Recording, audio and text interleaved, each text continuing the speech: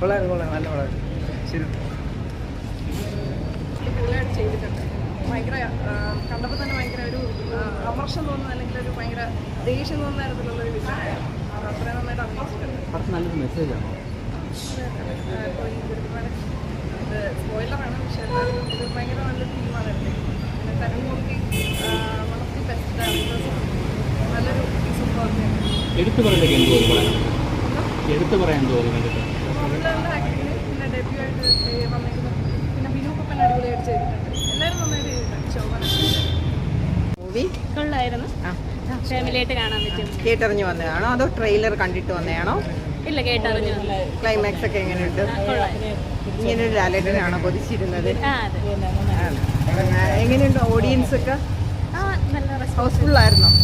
ഇല്ല, ഇപ്പോൾ വന്നിട്ട് ഹൗസ്ഫുൾ അല്ലായിരുന്നു. ഓക്കെ.